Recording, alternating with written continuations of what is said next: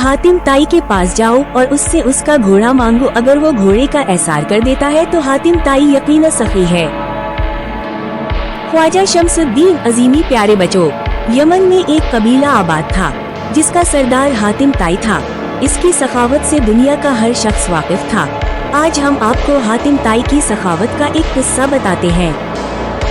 कहते हैं कि रूम के बादशाह के दरबार में एक दिन हातिम ताई की सखावत का तज़किरा हुआ। एक शख्स ने बताया कि हातिम ताई के पास उम्दा नस्ल का एक घोड़ा है। वो खूबसूरत इतना है कि जो भी देखता है उसकी तारीफ किए बगैर नहीं रहता। हातिम ताई की तारीफ सुनकर बादशाह ने कहा, जब तक किसी आदमी को आजमाया न जाए इस वक्त तक उसके बारे में कोई राय कायम करना अक्ल के खिलाफ है। बादशाह ने वजीर से कहा कि तुम जाओ और हातिम ताई की सखावत के बारे में हमें मालूमात फराहम करो और इससे कोई ऐसी चीज तलब करो जो उसके लिए सबसे ज्यादा अजीज और सबसे ज्यादा कीमती हो। आप उससे उसका तेज रफ्तार घोड़ा तलब करें। बादशाह को दरबारी की ये बात पसंद आई। उसने वजीर से कहा कि तुम हातिम ताई के पास जाओ और उससे उसका घोड़ा मांगो, अगर वो घोड़े का एसार कर देता है तो हातिम ताई यकीनन सखी है। वजीर और बादशाह के दरबारी सफर तय करते हुए रात के वक्त हातिम ताई के घर पहुँचे। जिस वक्त ये लोग वहाँ पहुँचे मूसलाधार बारिश हो रही थी। धूप अंधेरे में बादलों की गरज चमक माहौल को खौफनाक बना रही थी।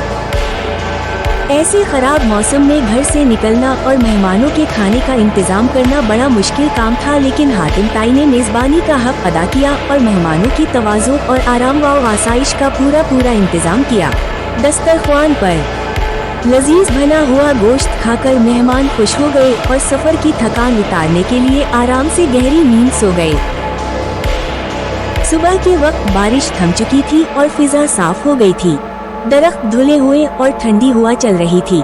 नाश्ते के दौरान वजीर ने मेहमान नवाजी का शुक्रिया अदा किया और कहा कि हमारे बादशाह के सामने आपके घोड़े की बहुत तारीफ की गई है। बादशाह चाहता है कि आप अपना घोड़ा उनकी खिदमत में नजर कर दें।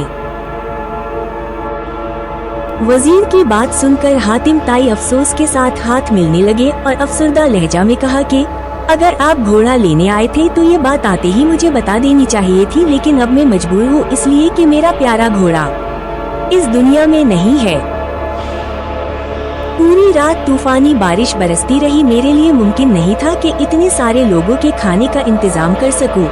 ये भी मुमकिन न था कि गांव से ज़ियाफत के लिए कोई जानवर मंगवा सकता, लिहाजा मैंने घोड़े को ही ज़बा कर दिया और इसका भना हुआ गोश्त दस्तरख्वान की जीनत बन गया। वजीर हातिम ताई की ये बात सुनकर हैरान रह गया।